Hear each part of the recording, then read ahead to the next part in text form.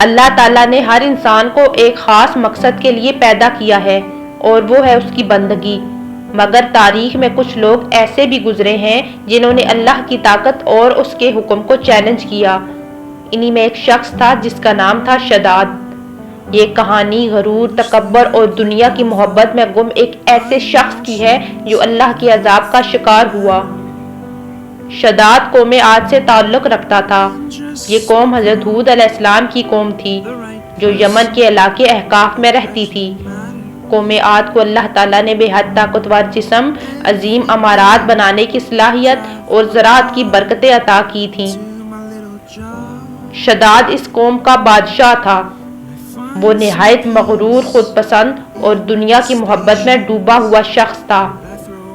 وہ کہتا تھا، میں اللہ کی جنت میں کیوں جاؤں؟ میں خود ایک جنت بناؤں گا جو اللہ کی جنت سے بہتر ہوگی۔ شداد نے حکم دیا کہ ایک ایسی جنت بنائی جائے جو سونے، چاندی، ہیرے اور جواہرات سے مزین ہو۔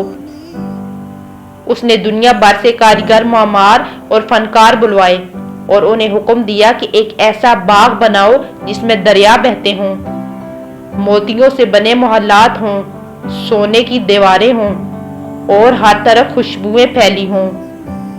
اس جنت کو ارم ذات العماد کہا گیا۔ قرآن مجید میں سورۃ الفجر میں اس کا ذکر آیا ہے۔ شداد کی جنت کو بنانے میں 300 سال لگے۔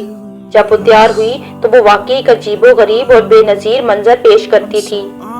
جب وہ جنت مکمل ہو گئی تو شداد نے اعلان کروایا، تمام درباری امراء، وزراء میرے ساتھ چلیں، آج ہم اس جنت میں داخل ہوں گے اور وہاں ہمیشہ رہیں گے۔ شداد نے اللہ کی جنت کو جھٹلایا اور اپنی طاقت پر غرور کیا۔ وہ یہ بھول گیا کہ جس نے اسے پیدا کیا وہ اسے فنا بھی کر سکتا ہے۔ شداد جب اپنی جنت کے دروازے پر پہنچا اور پہلا قدم اندر رکھنے لگا تو اچانک ایک زوردار آواز آئی، زمین لرز اٹھی، آسمان پر بادل چھا گئے اور اللہ کا قہر نازل ہوا۔ روایات کے مطابق وہ اپنے گھوڑے سے جنت کے دروازے پر قدم رکھ ہی رہا تھا کہ اللہ تعالیٰ نے ایک زوردار چیخ کے ذریعے اس کو اور اس کے ساتھیوں کو ہلاک کر دیا۔ شداد کی جنت کبھی مکمل طور پر دیکھی ہی نہ جا سکی۔ وہ اللہ کی قدرت کے سامنے ہار گیا۔ اس کا غرور اور تکبر خاک میں ملا دیا گیا۔ شداد اور اس کی قوم کو حضرت ہود علیہ السلام نے بہت سمجھایا، اللہ کی طرف رجوع کرو، اس کی جنت دائمی اور سچی ہے، اللہ سے نہ لڑو بلکہ اس کے حضور جھک جاؤ۔ لیکن قوم عاد نے انکار کیا اور بالآخر اللہ کا عذاب ان پر نازل ہوا۔ شداد کی جنت کی کہانی محض ایک واقعہ نہیں بلکہ ایک عبرت ہے۔ اس سے ہمیں کئی اسباق ملتے ہیں۔ تکبر اللہ کو ناپسند ہے۔ اللہ تعالیٰ فرماتا ہے کہ جو تکبر کرتا ہے وہ میرے قرب سے دور ہو جاتا ہے۔ دنیا فانی ہے، چاہے کوئی کتنا ہی مالدار ہو، کتنے ہی محلات بنائے، سب کچھ ایک لمحے میں ختم ہو سکتا ہے۔ شداد نے دنیا کی رنگینیوں میں کھو کر اپنے رب کو بھلا دیا۔ اس کا انجام ہمیں یاد دلاتا ہے کہ اصل جنت وہ ہے جس کا وعدہ اللہ نے اپنے نیک بندوں سے کیا ہے۔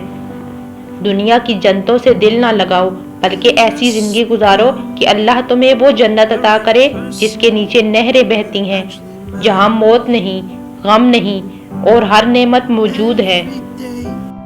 اس طرح کی نئی آنے والی انٹرسٹنگ ویڈیوز کے لیے ہمارے چینل کو سبسکرائب اور ویڈیو کو لائک کریں۔ اگلی ویڈیو تک کے لیے اللہ حافظ۔